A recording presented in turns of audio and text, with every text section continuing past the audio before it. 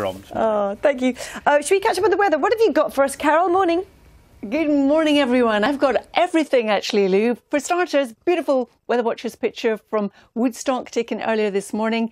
Nice and bright, but most of us are waking up to scenes more like this. It's a fairly cloudy start to the day. There's some mist, there's some hill fog, and there's some murky conditions and some drizzle as well. It's all coming in from the Atlantic. Look at all of this lump of cloud, which has been producing some rain this morning. We've also had some snow across parts of Scotland.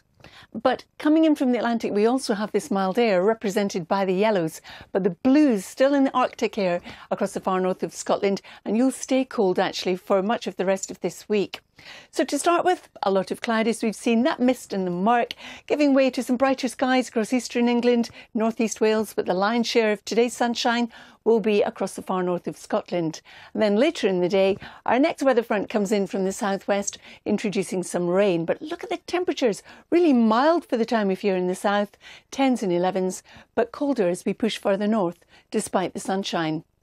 Now, as we head on through the evening and overnight, that weather front takes its rain steadily northwards and eastwards. And as it bumps into the cold air across northern England and Scotland, it will readily turn to snow on high ground. At lower levels, it's more likely to be rain and sleet. But of course, there's quite a bit of rain coming our way, and that will exacerbate the flooding situation. It's going to be a cold night in the north, but a mild night in the south. And then through the course of tomorrow, that band of rain continues to slowly push northwards. Again, there'll be some large rainfall totals in it. And we're also looking at that snow, which will be slow moving across the Pennines, particularly the North Pennines, the southern uplands, getting into the Highlands and also the Grampians. So it could well be disruptive on high ground for some of the higher routes.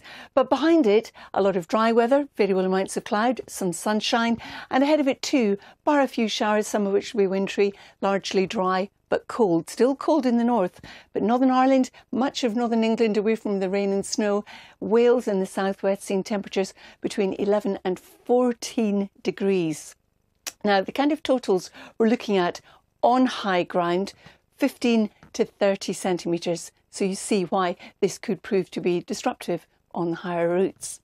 So as we head on through the course of Friday, our systems continue to push northwards, bringing some further snow in across the north of Scotland. And then it starts to slide southwards. That's a fairly weak affair, just with some cloud and some drizzly bits and pieces on it. Behind that, something drier and brighter, but still only 3 to 5 degrees across much of Scotland. And then for Northern Ireland, we're looking at a largely dry day, 9 degrees, 12 in London.